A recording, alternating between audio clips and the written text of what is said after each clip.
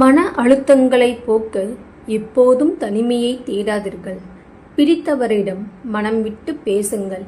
இல்லையேல் மனதிற்கு பிடித்த எதையாவது செய்யுங்கள்.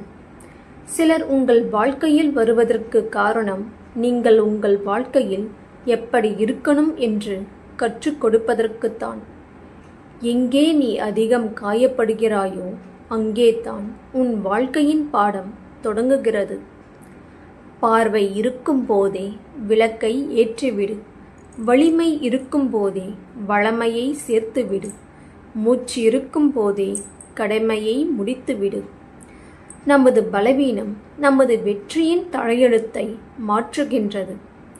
யாரிடம் யார் வெல்கிறோம் என்பதில் இல்லை, யாரால் யார் மகிழ்விக்கப்படுகின்றோம் என்பதில் ஒளிந்துள்ளது உறவின் ஆழம். எதையும் ஏற்றுக்கொள்ளும் மனநிலையை வளர்த்து கொள்ளுங்கள். அடுத்த நொடி நம் கைகளில் இல்லை. சரியாய் இருப்பவன் சங்கடத்தை அனுபவிக்கிறான். நரியாய் இருப்பவன் சந்தோஷத்தை அனுபவிக்கிறான். அழகான பெண்தான் வாழ்க்கையை அழகாக்குவாள் என நினைக்கும் ஆண் முட்டாள். அழகு இருந்தால் போதும் ஆணின் அன்பை பெறலாம் என நினைக்கும் பெண் அடிமுட்டாள். அழகில் இல்லை வாழ்க்கை, அன்பில் உள்ளது. மீண்டும் பேசினால் மேலும் மேலும் காயப்படுவோம் என்ற பயத்தினாலேயே மௌனத்தை தேர்ந்தெடுக்கிறது சிலரது அன்பு. சிங்கத்தின் இரைக்காக மட்டுமே மான்கள் படைக்கப்பட்டிருந்தால் அதற்கு வேகமாக ஓடும் கால்களை படைத்திருக்க மாட்டான். அதுபோல்தான் பிரச்சனைகளை கொடுக்கும் இறைவன் சமாளிக்கும் திறமையையும் கொடுத்திருக்கிறான். துணிந்து செல். 99 நன்மைகள் செய்தேன், பாராட்ட ஒருவர் வந்தார். தெரியாமல் ஒரு தவறு செய்தேன், குறை சொல்ல 99 பேர் வந்தார்கள்.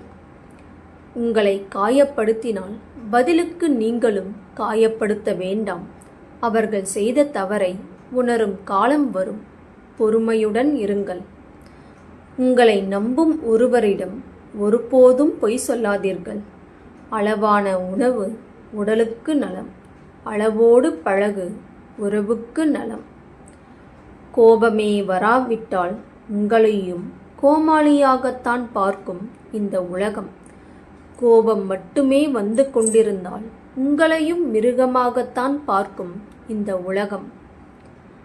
அதிகமான அன்பை விட அதிகமான புரிதல் எந்த உறவையும் நீண்ட காலம் வாழ வைக்கும். யார் உன்னை காயப்படுத்தி அவமானம் அடைய வைத்தார்களோ அவர்களை விட்டு அடியோடு விலகிவிடுங்கள். காலம் அதே நிலைக்கு அவர்களை கொண்டு செல்லும். அப்பொழுது நீ வேடிக்கை பார். விரும்பியது தகரம் என்றால் அருகில் வைரமே இருந்தாலும் மனம் ஏற்காது. இரக்க குணம் உடையோர் மனிதர்களிடம் தோற்று போகலாம், ஆனால் இறைவனிடம் ஏற்றம் பெறுவார்கள்.